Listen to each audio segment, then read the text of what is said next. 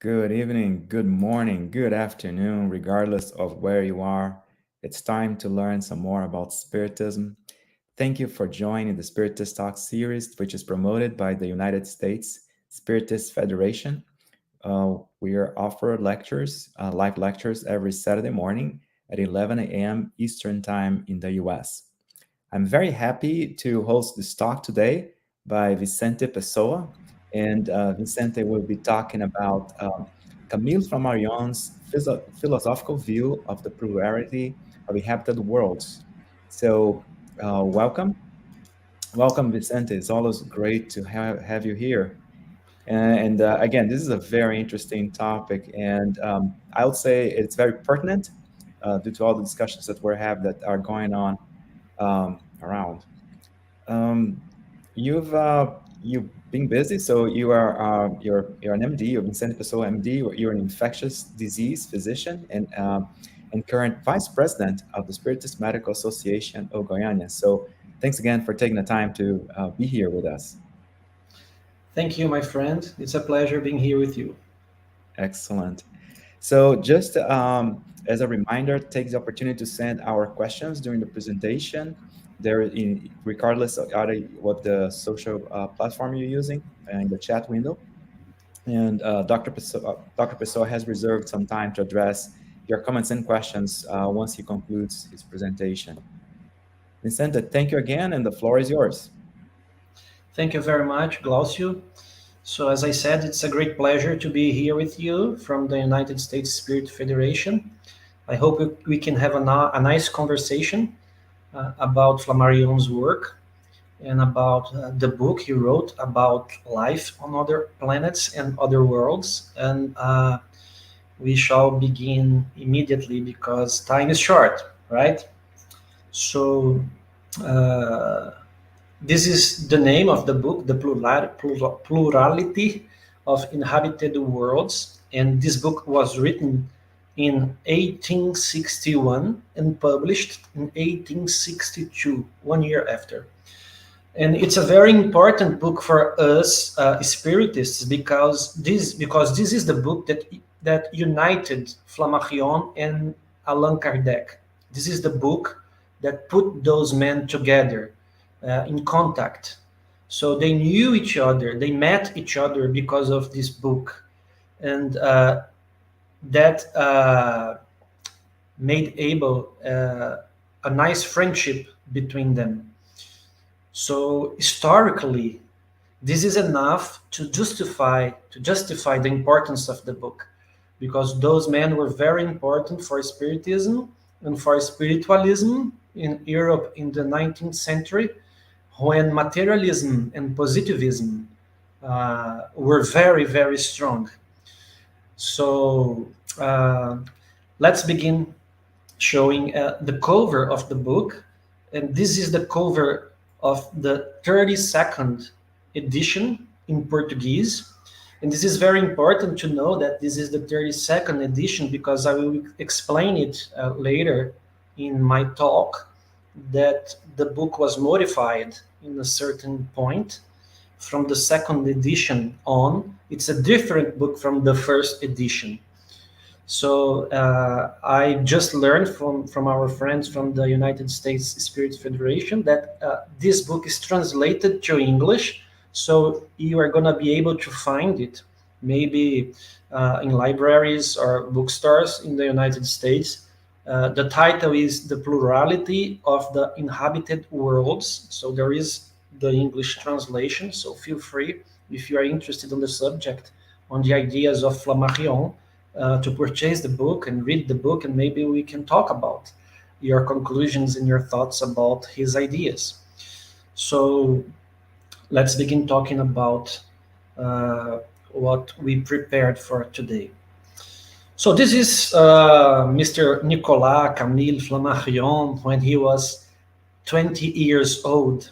The year is 1862 because he was born in 1842.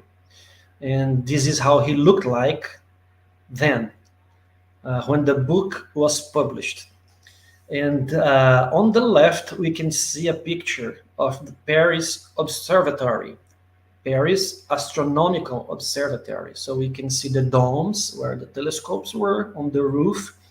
And there is a very interesting story that we are going to share with you today on how Mr. Flammarion began to work there, how he started to work there.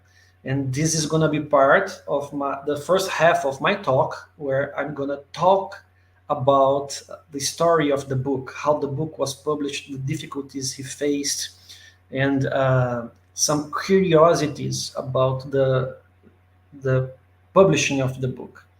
So this is the main slide of my presentation, which is a summary of everything we are going to talk about right now.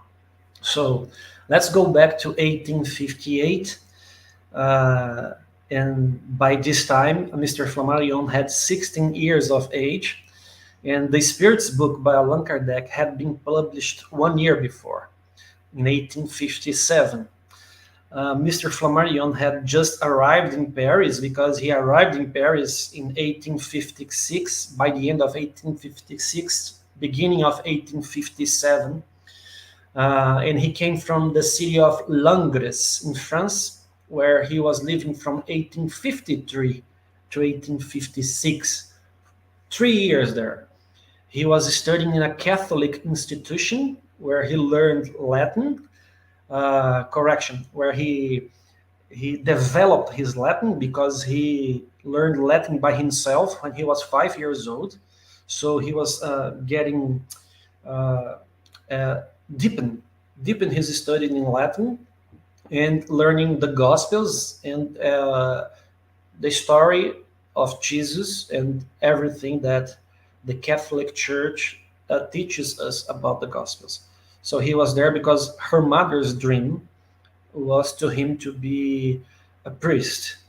So he was taking his studies there, but he was not very happy with the idea of becoming a priest, because he had his inner desire to become a scientist and an astronomer.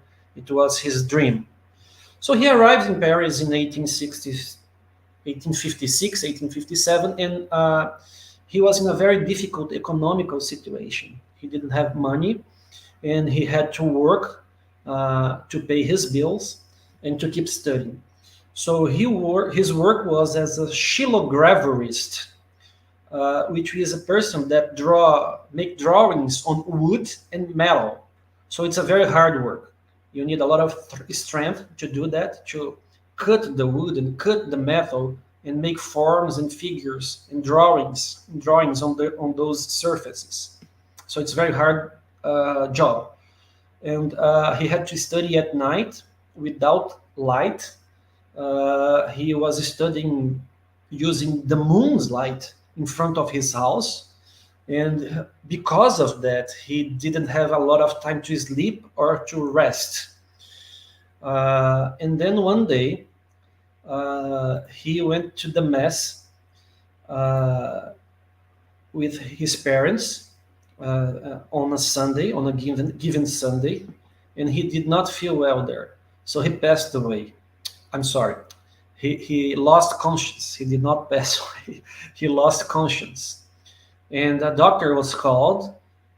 His name was Dr. Fournier. And that doctor came to his house to see him. And as the doctor was looking at him, the doctor noticed a book that was on a little desk beside his bed. And he was very curious about the book, because it was the book written by that young man. And that book had a very peculiar name, which was Universal Cosmogony. And it was a book written by Flammarion when he was 16 years old.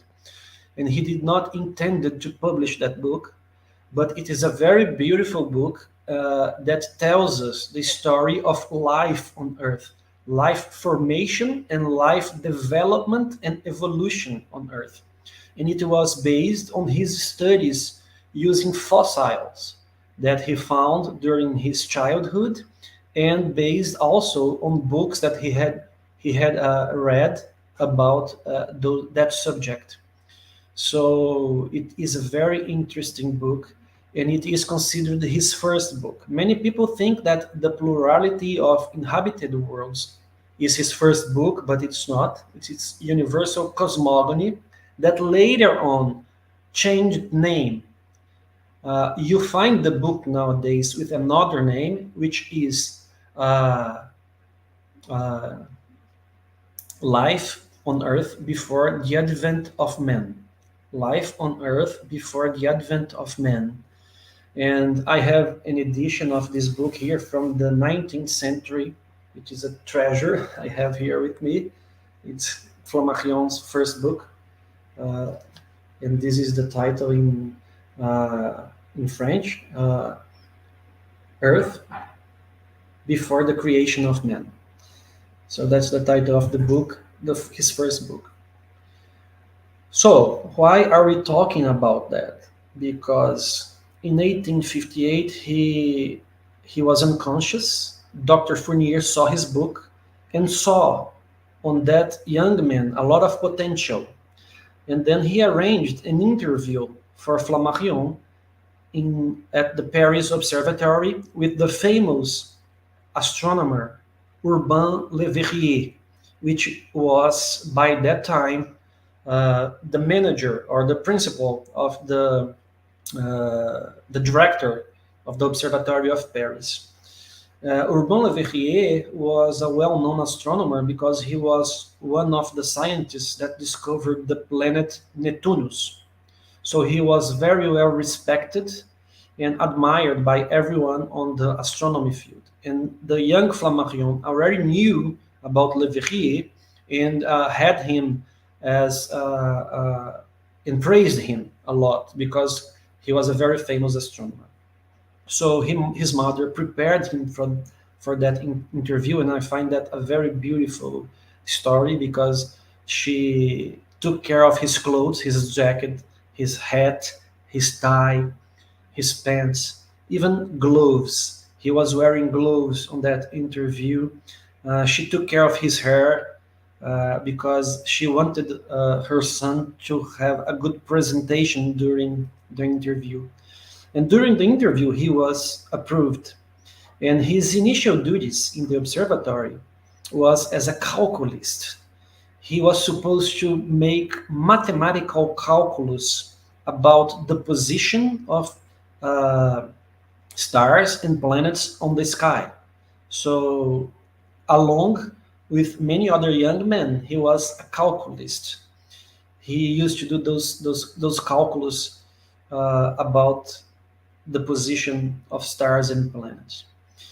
He had a second duty, which is very important for our story. His second duty was to transport or to take the papers, the scientific papers that the director, Le Verrier, uh, wrote to a print shop, in order for them to be printed, to be published. And those papers were published in a scientific magazine called Annals of the Observatory of Paris. So he had this job. He had to review the text, but not the scientific aspect of the text, but the grammatical aspect of the text. And after he made his reviews, he had to show the paper again to the author, to Le Verrier, for example, so he could get his approval to take the papers to the print shop. And then this was his second job, his second function, his second duty in the Paris Observatory. But he was not happy with his first job, calculation. He was not happy with that because he thought, even though it was an important job, it was an empty job. It did not bring him joy, and it did not fulfill his hopes and his ideas about space, about astronomy, and about life in other planets.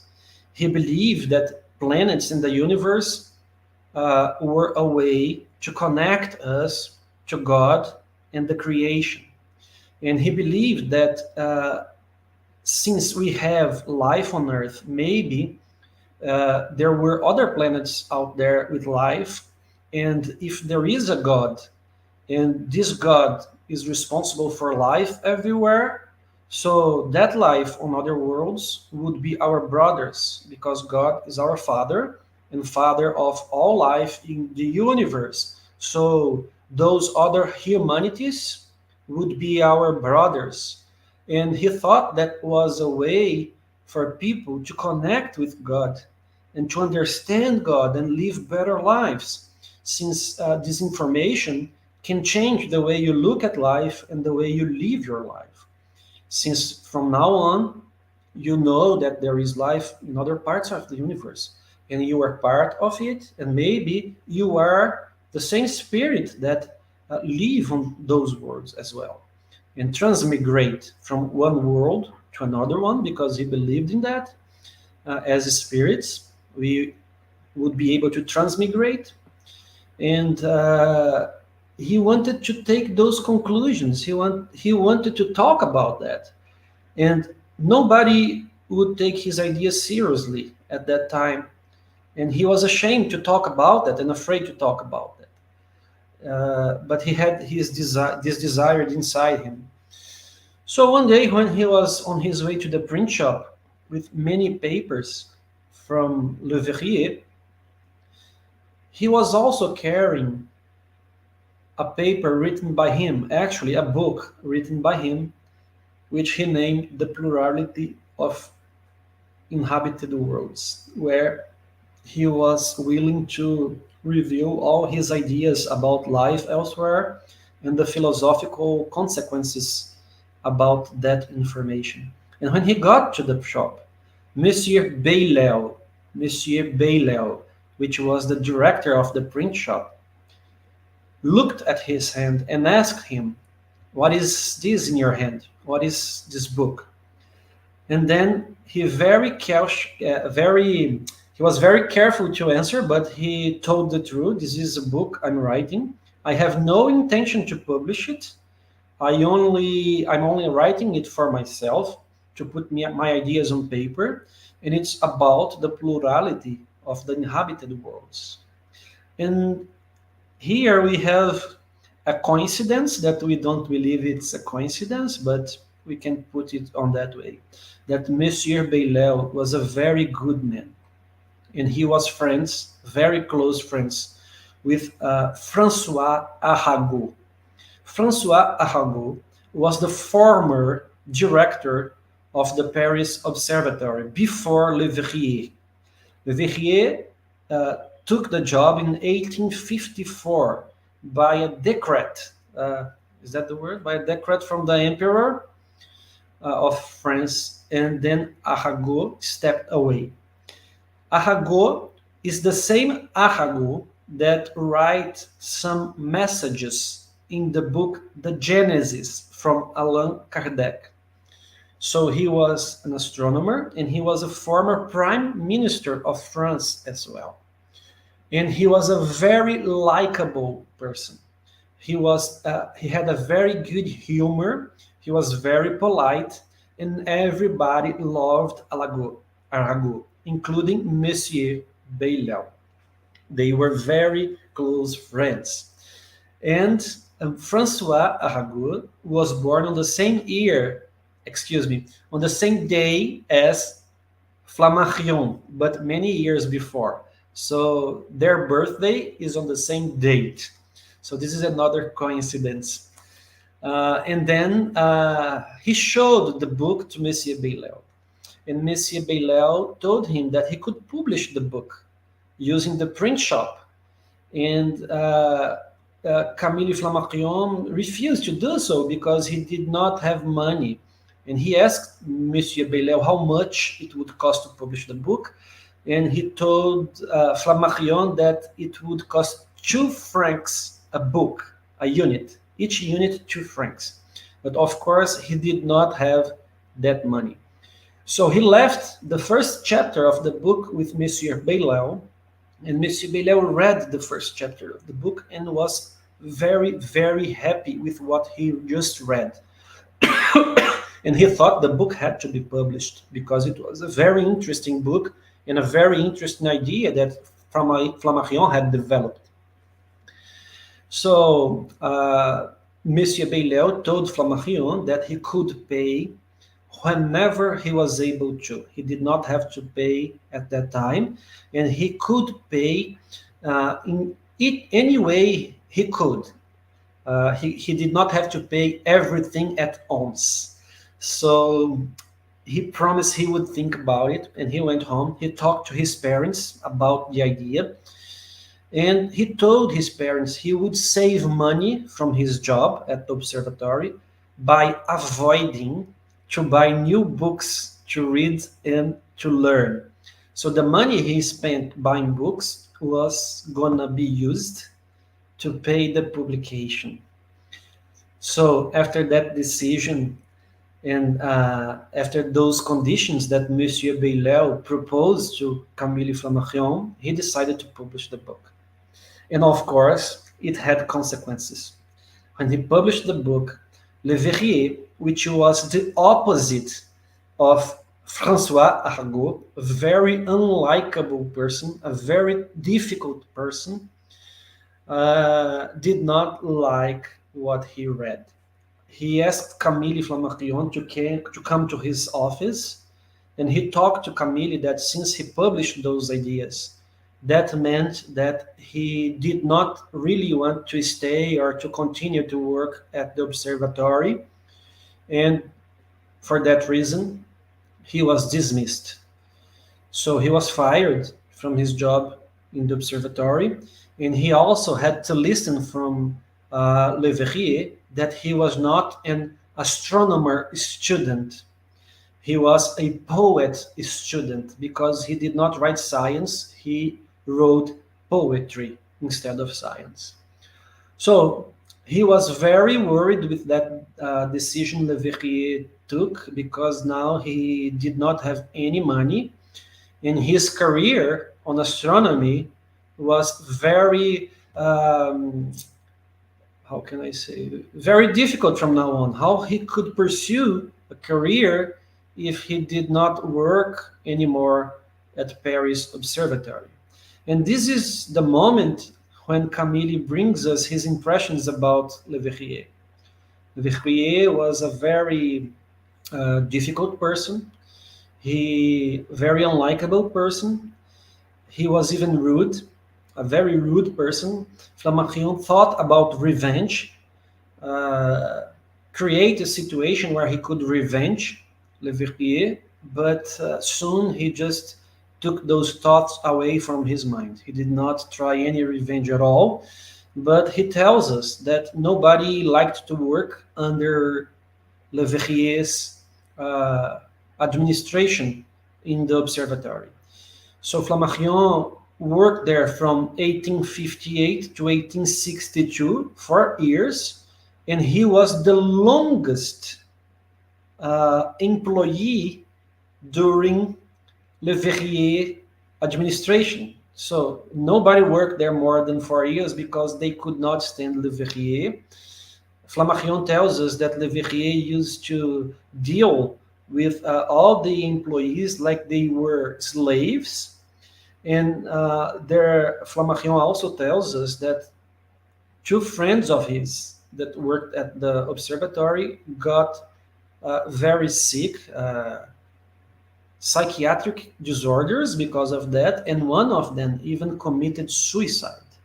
So this is how bad of a person Le Verrier was supposed to be, in contrast with his abilities as an astronomer, because he was a really good astronomer, and also in contrast with how likable and kind François Arago was. By that time, Le Verrier had took a decision to transfer part of the observatory to a house in Paris, downtown Paris, to make calculations. And this house became known as the Longitude Office. And many astronomers that were transferred to this house were Le Verrier's rivals. They did not agree with the way Leverrier conducted things in the observatory. So Flammarion visited the longitude offices, and those astronomers hired him to make calculations there. He was making 200 francs a month, which was very good for him at that occasion, and he could keep working there. But we have a very good surprise because his book, The Plurality of the Inhabited Worlds, did very well.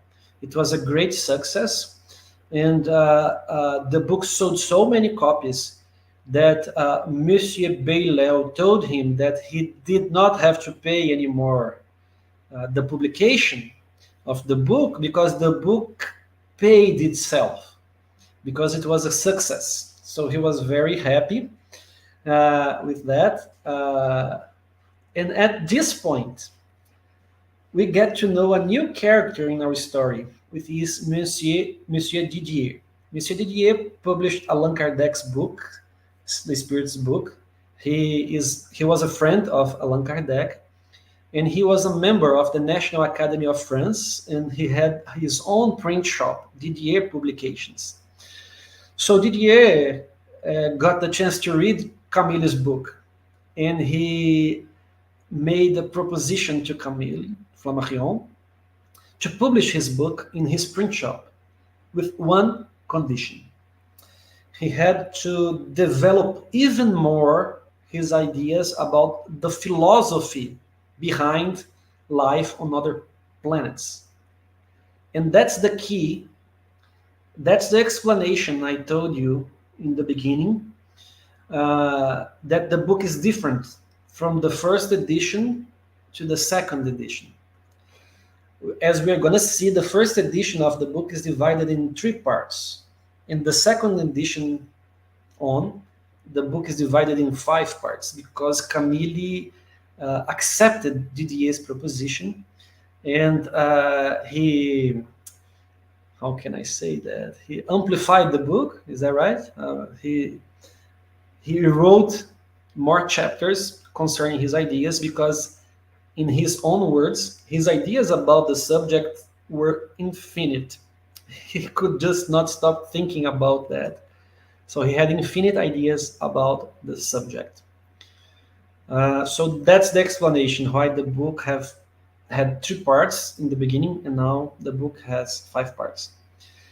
And that's the reason Flammarion met Allan Kardec, because one day when he was coming back from work, precisely at that time, he was working on a book on that topic that would be released on the following year, because he just met the Spirit's book at the Odeon Theater, which is in the picture, and it was 1861. He read the book, he saw the book there, he read the book, and he saw the questions about other worlds, and he just wrote that precisely at that time. I was working on a book on that topic that would be released on the following year.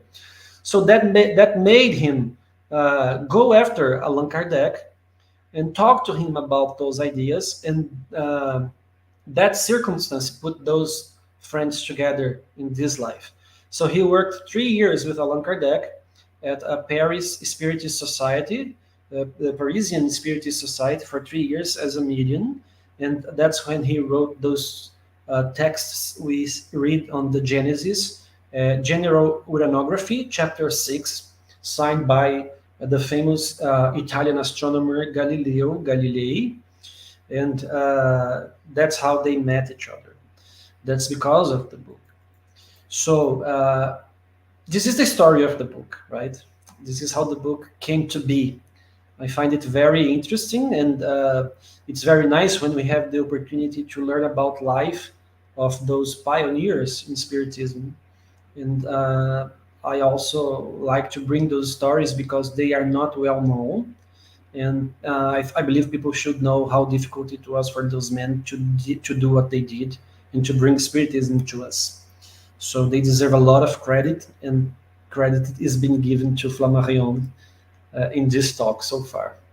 So we have a lot of good comments on the book. I'm going to bring a few comments from that time so you can understand how important the book was. Of course, there was bad criticism as well, especially from the Catholic Church that criticizes the book for obvious reasons, the same reasons that they criticize Galileo's work in the 17th century and condemned Galileo forever. And which was expected, but Flammarion was not afraid of a good fight. He would not argue publicly, almost never, but he would argue with his pen. He used to say that my pen is my weapon. It's what I use to argue with people and bring my ideas and the rationales behind them. So we have a very good comment from Henri Martin, which was a French historian and very important journalist in France, and he published a paper on a magazine called O Século, the Século in French, or the Sécle in French, or the century in English. And he wrote, Monsieur Flammarion placed his hand on a master branch of the tree of knowledge, on which it was perhaps most urgent to place its fruits within the reach of all.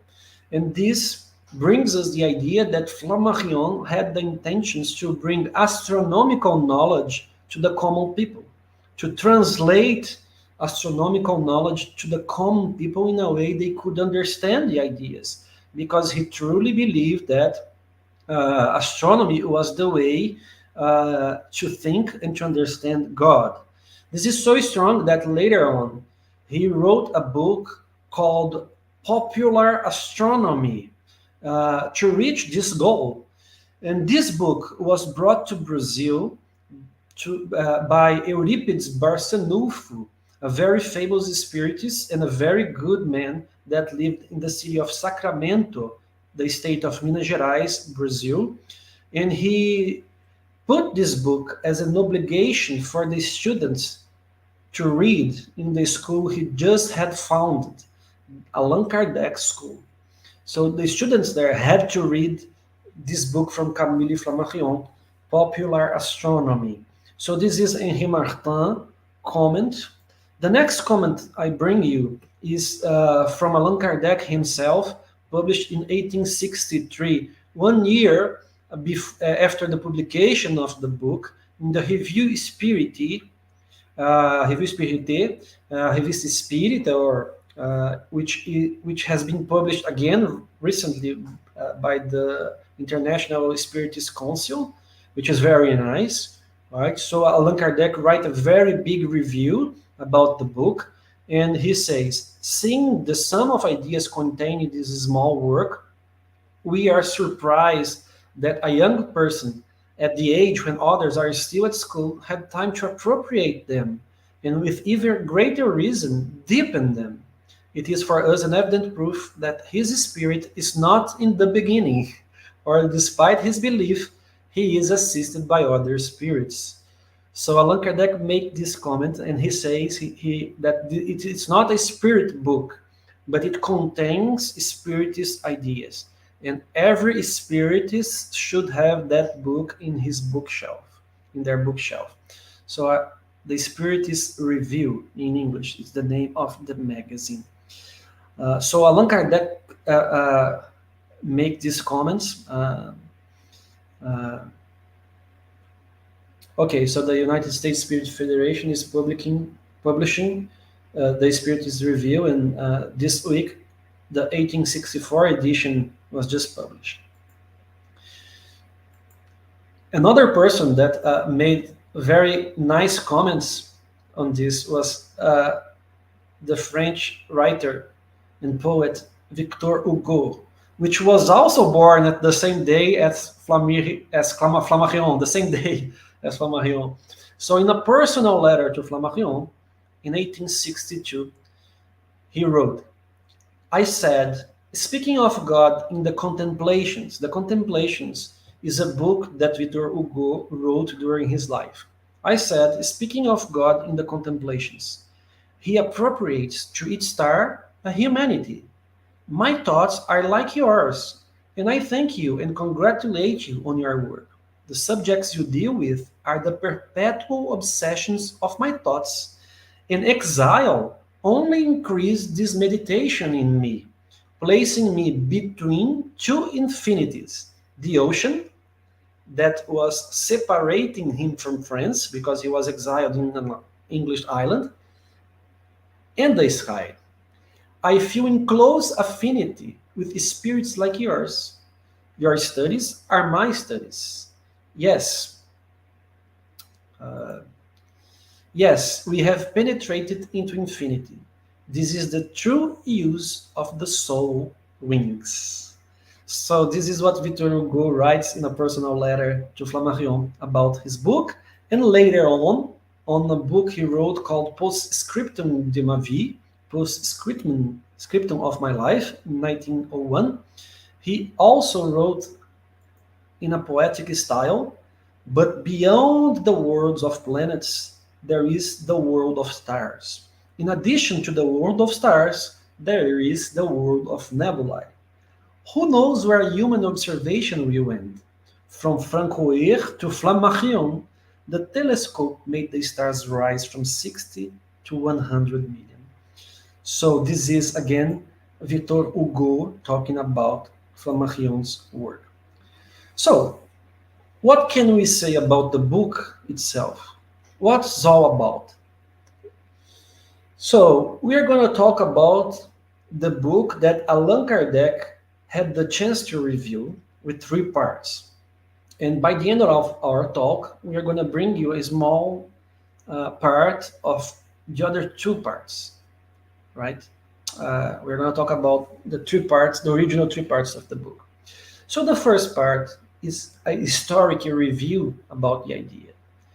So in black, we can see what Allan Kardec wrote about the first part of the book in 1863.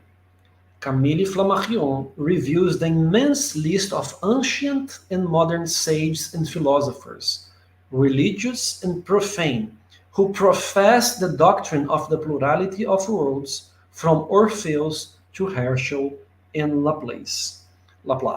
Actually, Flammarion writes about many other scientists and philosophers who believed in this doctrine of plurality of the worlds, including Pythagoras, including Galileo, including Newton, including Kepler, and many other people who believed in that idea. And in red, we can see Flammarion's words. Yes, our belief is far from being new. It is venerable for the years that have matured, and it is respectable for the names of those who defended it. So it's a very ancient ideas. Even Pythagoras believed in this idea, and many respectable men also defended that idea. So he's trying to make a case for his idea, to justify his ideas, making this historical review.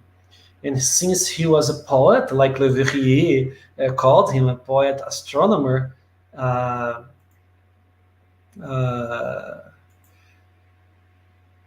he kept writing on the first part, rising from vague possibility to rational probability and then to certainty, the opinion of universal life will become doctrine and will radically transform our conception of the universe. So here we can see in a strong way how much he believed that astronomy could change life on Earth.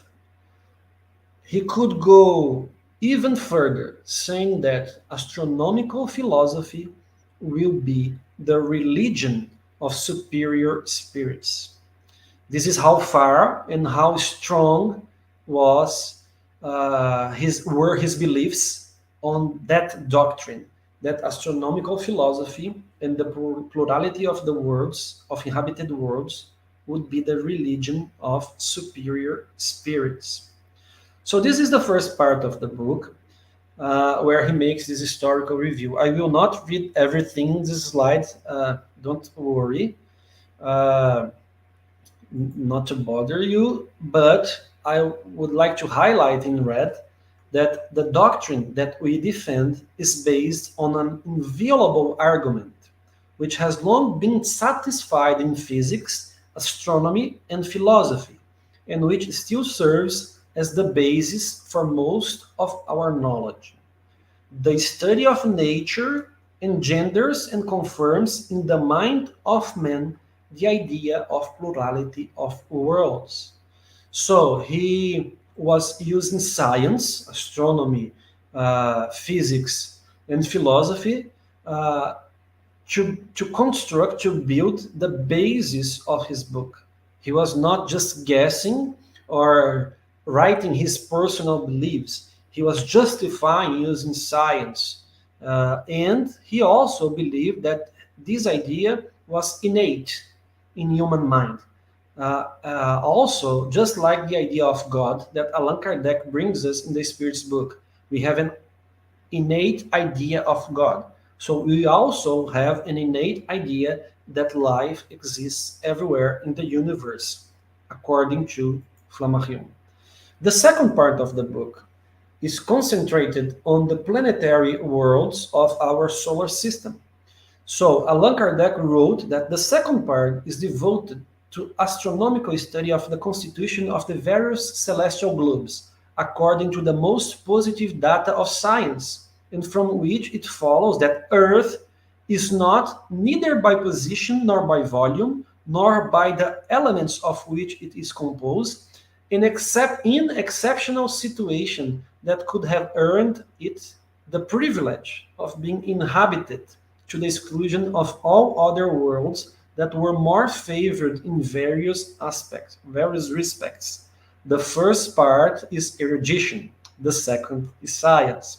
So he concentrates on Mercury, Venus, Mars, the Moon, Jupiter, Saturn, and Uranus in the second part of the book, and he brings us everything science used to know about these planets at that time.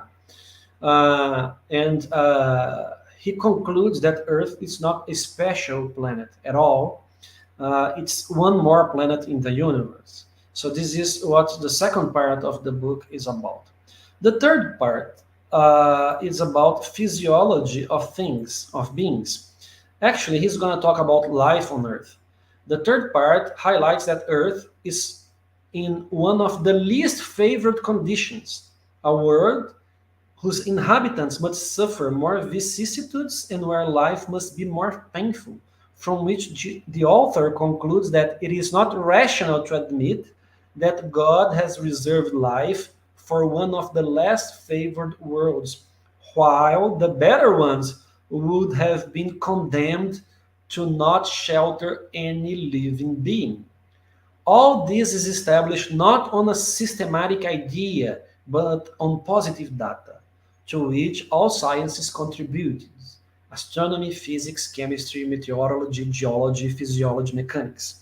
So again, if life on Earth is real, why not on other planets that are happier, that are more evolved than Earth? Why are we privileged if we are such a non-involved planet? So he makes this kind of considerations on the third part of the book, and this is the comments that Allan Kardec wrote about the book.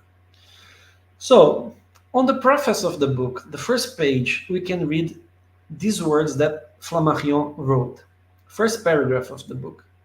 It is enough to observe carefully the current state of mind to realize that man has lost faith in security of ancient times, that our time is an age of struggle, and that restless humanity is waiting for a religious philosophy in which it can place its hopes.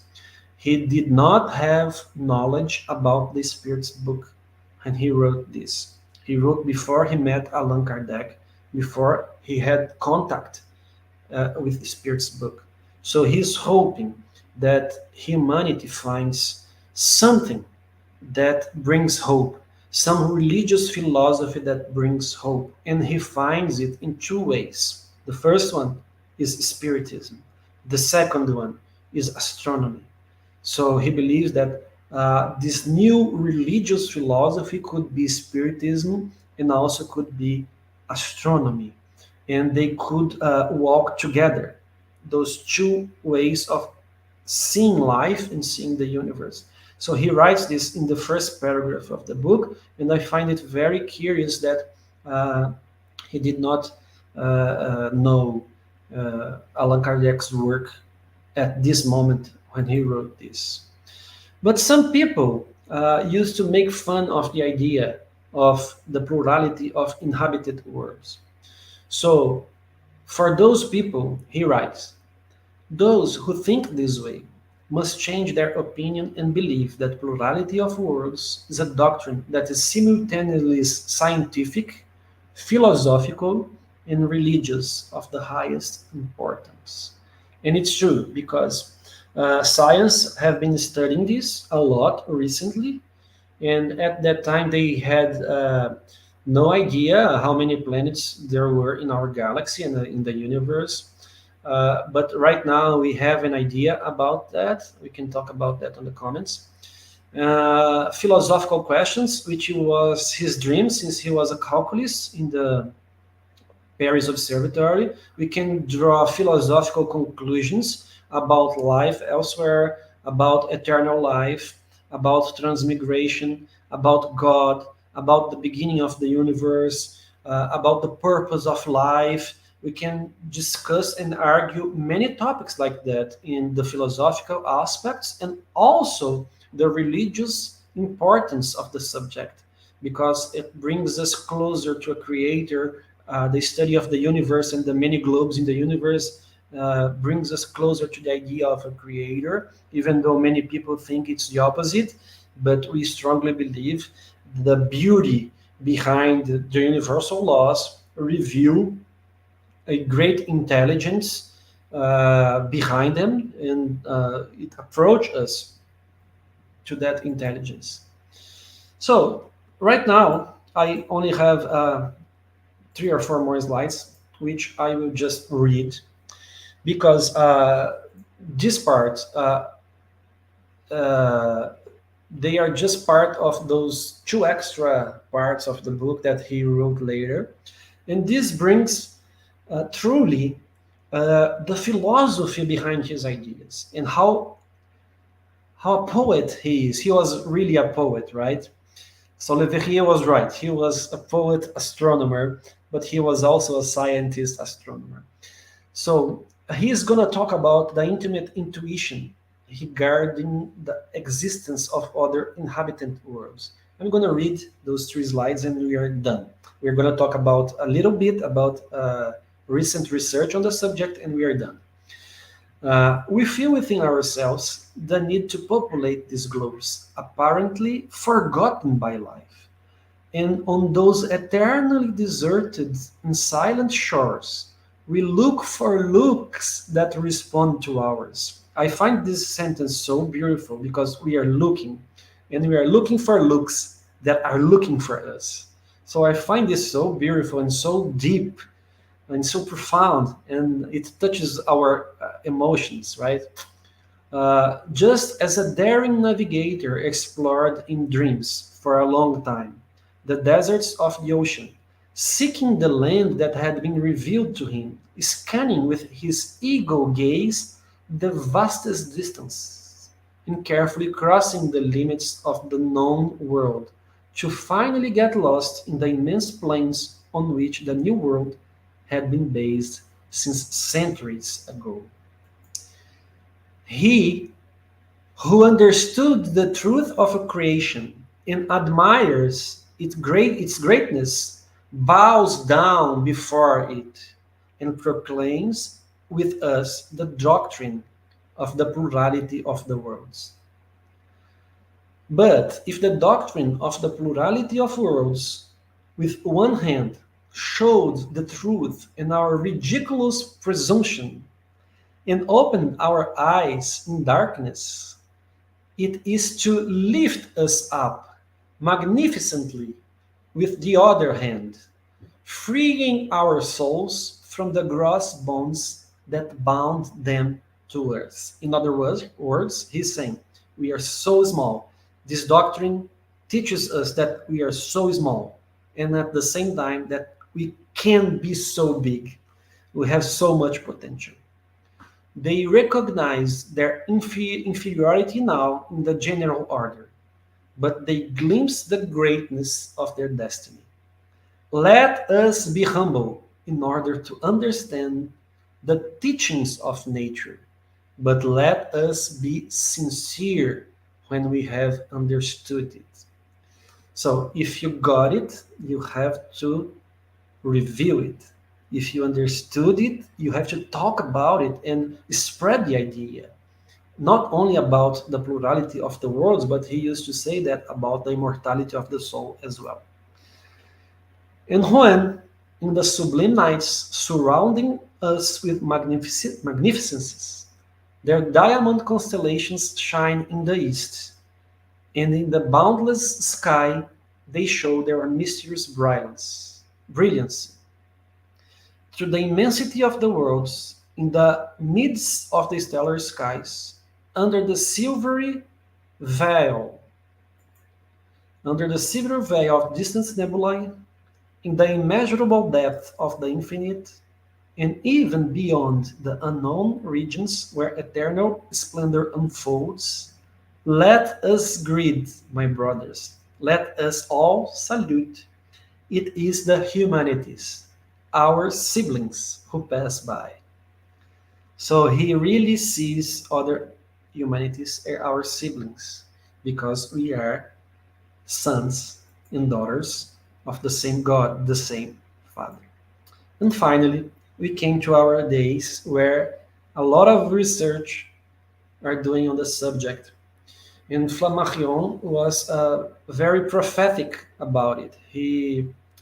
It's like he was able to see the future, right? Because he wrote that in the future, new methods will make known the physical and chemical constitution of the planets and the nature of their atmospheres. At that time, that was impossible because they didn't even knew that there were many other planets in the universe. And now, with the advances we saw in astronomy, especially with three very important telescopes, the Hubble Space Telescope, the Kepler Space Telescope, which is shown in the picture, and now more recently, the James Webb Space Telescope, we were able to find already confirmed more than 6,000 planets outside Earth. And the James Webb Telescope is able to see through their atmosphere. And we already have a lot of papers published bringing details to us on what those atmospheres are made of. So we have news that many planets have water, have oxygen, have methane, and maybe in the near future we could find out that those atmospheres or those globes contain life and molecules like chlorophyll, which we can only find on plants. And as we all know, plants are alive. And maybe we can find life very soon because of those studies. And Flammarion had predicted it more than 100 years ago. So I will stop right now, right here, and we can talk much more about the subject.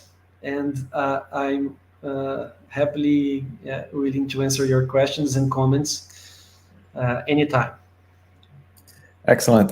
Thank you, Vicente. Thank you for all the reflections. Actually, it was very, the historical part was very interesting. I didn't realize that Camille Flammarion had to go jump through so many hoops, to be as well known. And before we start with the Q&A and the comments, so we have some announcements. The first one is that you can register. You can still register to the 13th Spiritist Federation. of Florida conference, which is going to take place in on April in Apcoca in Florida. That's close to Orlando, on April 6th and the 7th of this year. And it will be Jesus in Our Modern World will be the theme.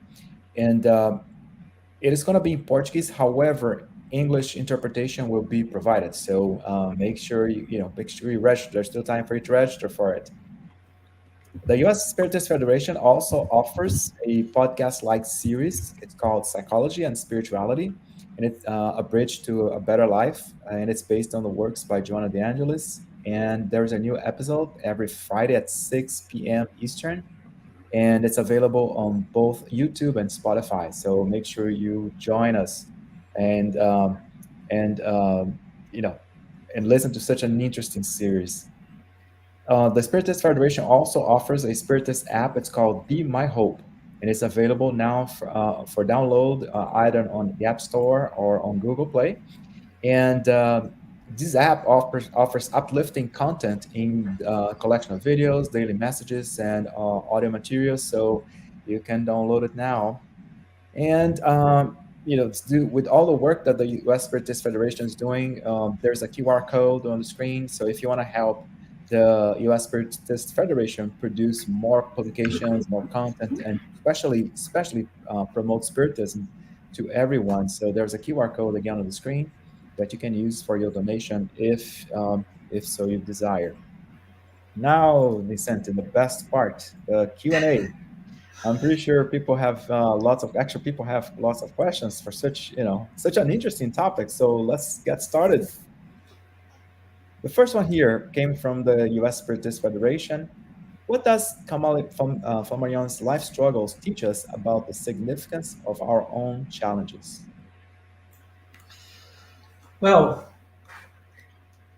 I think he had a lot of challenges when he was young concerning his economical status, concerning his studies, because he had a lot of difficulties to find information and to get knowledge. But he was a fighter. He did not quit at all. And he kept going because he had this great desire inside him of learning and knowing things. Uh, and I believe he was, how can I say, could you help me, Glaucia? Incansável. Untiring. Yeah, actually, it skipped my mind too. But he was very focused. He was very Yes, he focused. was very focused on on finding the true, Got you. scientific truth. And nowadays we are surrounded by so much information that it's not true, that is like mysticism and esotericism and fake news, actually published by bad people who have bad intentions. And I believe that the greatest lesson that he brings us is this desire to know true and to apply true to a greater good. So he was a fighter in this way. He was a fighter against materialism. He did not back up for discussions, even though he did not used to talk about them publicly, like in the public debate. Even though he invited Augusto Comte, the great philosopher, to a public debate about God in nature, the whole of the role of God in nature.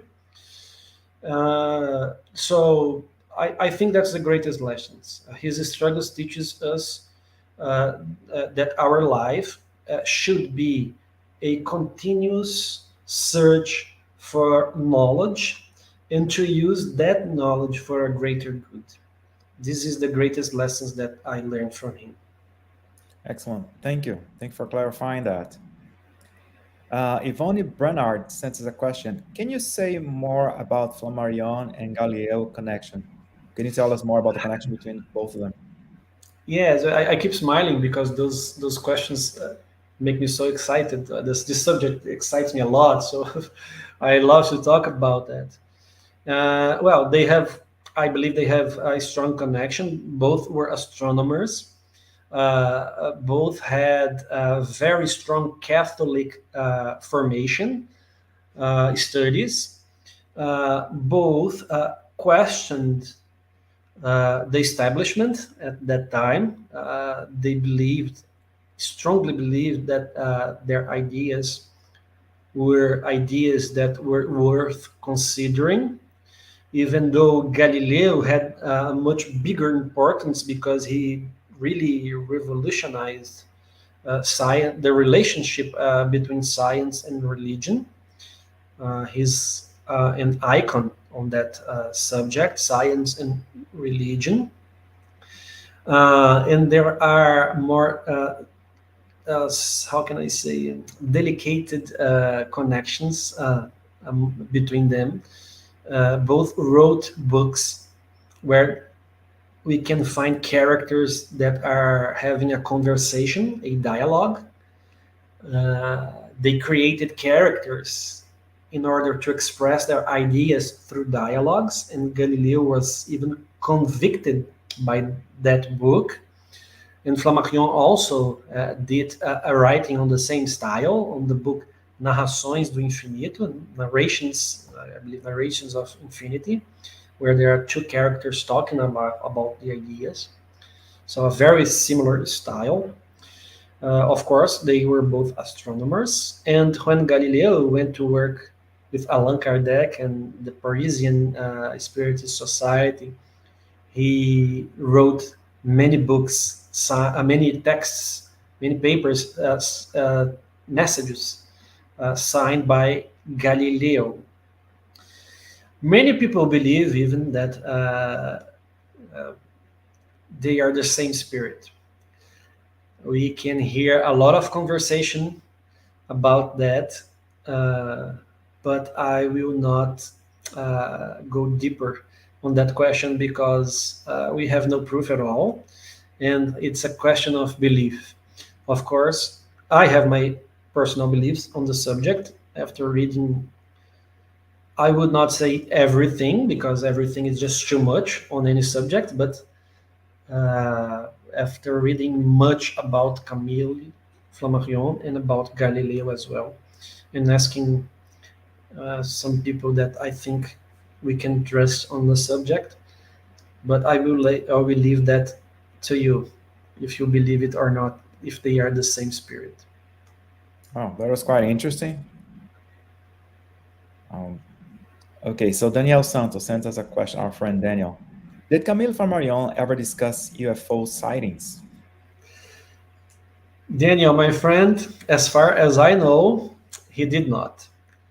But he discussed haunted houses, right? He even wrote a book, which in French is called Les Maisons Hantées. In Portuguese, it's called As Casas Mal Assombradas. And in English, it's called The Haunted Houses. It's not about UFOs at all. It's about the haunted houses, as actually those phenomena that were happening in houses that were considered to be haunted. And maybe the UFOs have some connection with the haunted houses. We don't know. We simply don't know. But about UFOs specifically, as far as I know, he did not. He talked a lot about life on other planets through the travels that his characters used to take across the universe during sleep. So he brings us information about life on other planets, but everything from his imagination. But as Allan Kardec wrote, maybe he was assisted by other spirits, as I brought to you on his comments on his review in the review Spirit in 1863, but not like UFOs as we talk nowadays. Interesting.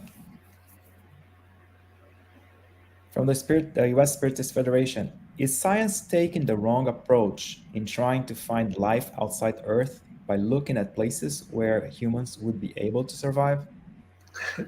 Excellent question. Excellent question. And maybe what is life? What is life? Who knows how to define life? We do not. Maybe the best definition of life that I've read so far is that life is a little bit of order in the middle of the chaos, because everything in the universe tends to chaos. And when you have some kind of organization, you may have life.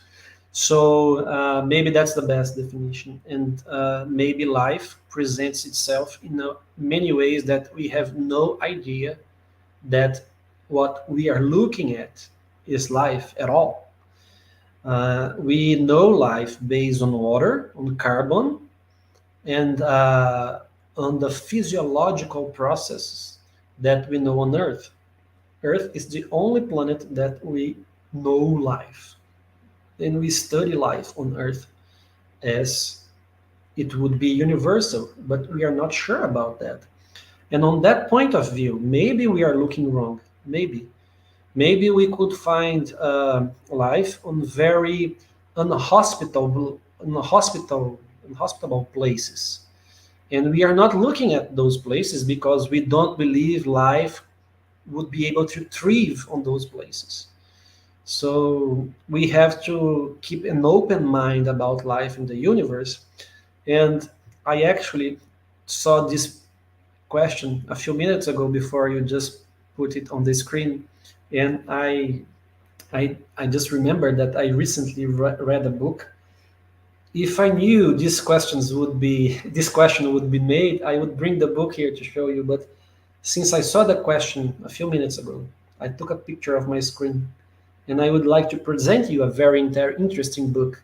Since I know you like the subject, Glaucio and João and Daniel, I know you like a lot the subject. So this is a very interesting book. I believe you can see here The Zoologist's Guide to the Galaxy.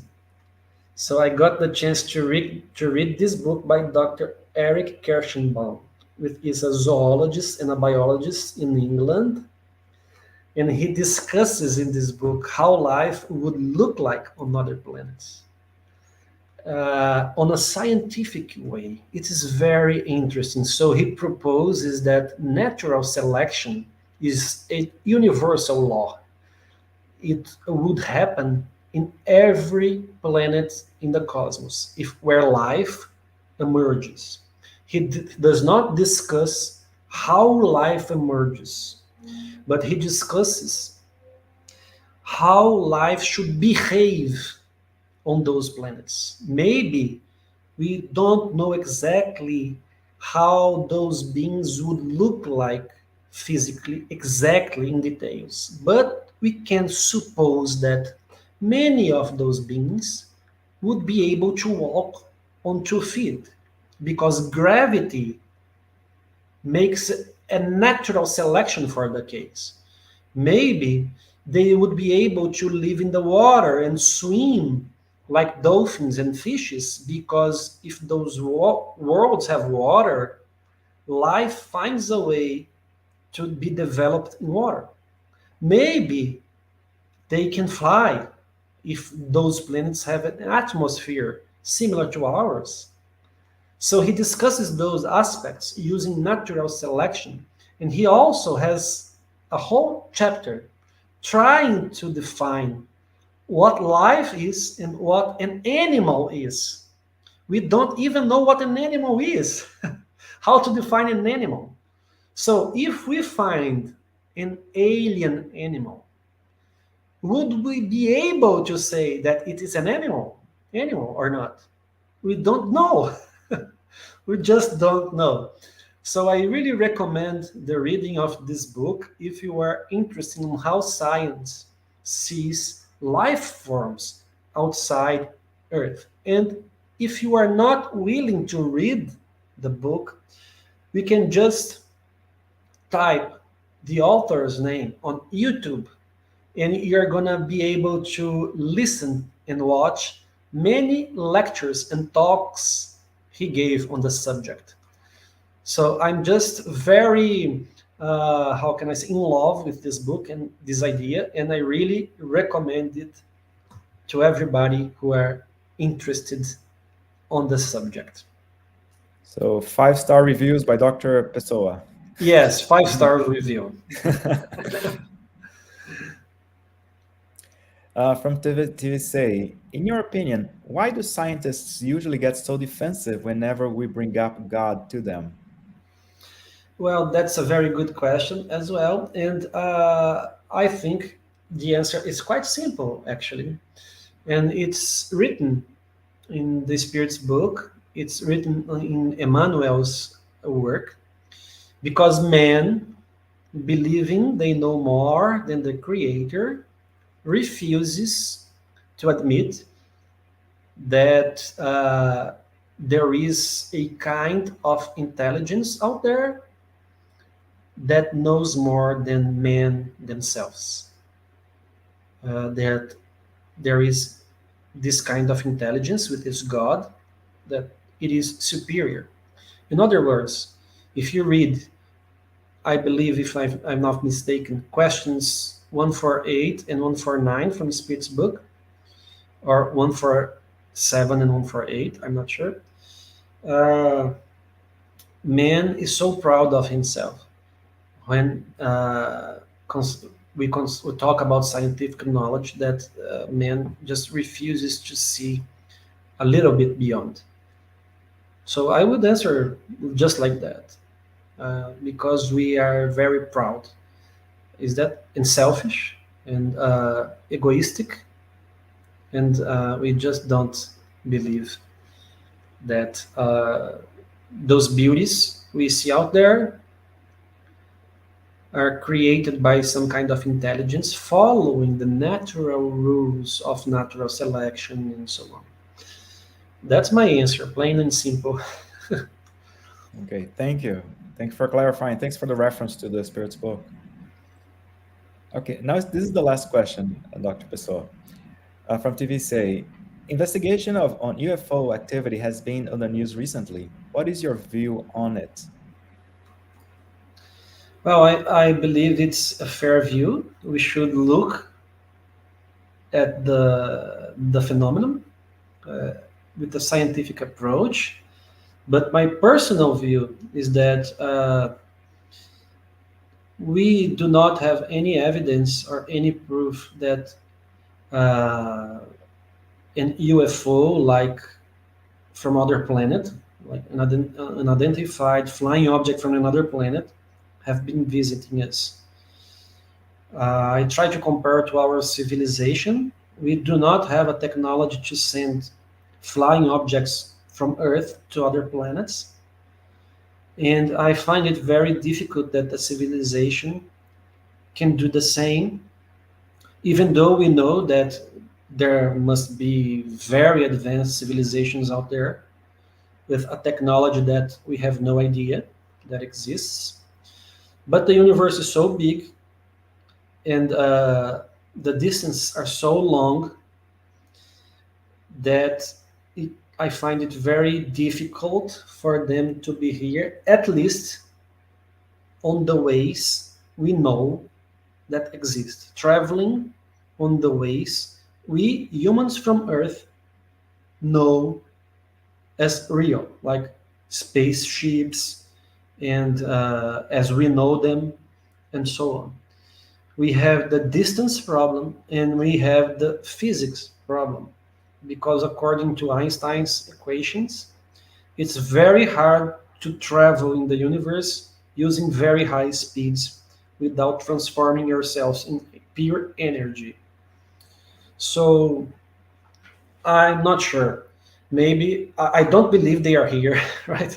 I don't believe we have anything on that sense.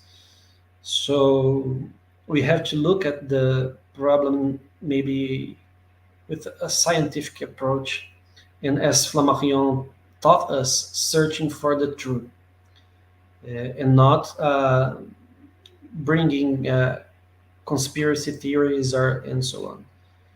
That's my view, my plain view. Excellent.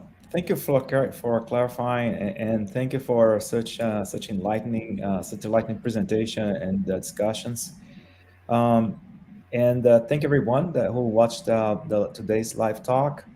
And for those who have been following our weekly Spiritist Talk series, so stay tuned for next Saturday. We're going to have another interesting topic, and it's going to be Emmanuel, the story of the spirit that found Jesus by Alba Morales. So stay tuned. Dr. Pessoa, thank you again. And would you be so kind to say our final prayer? Sure. So, we are very thankful to God and to Jesus for the opportunity we have to study, to learn, to read everything that there is in the universe. And we ask Jesus to help us keep studying and keep learning not only the scientific aspects of life, but the kindness that life brings us, the gratitude, the friendships, and the brotherhood that we are supposed to create in our hearts. May God bless our planet Earth. May God bless and touch the heart of our administrators, presidents, governors, and that peace can be found in the whole planet. So be it.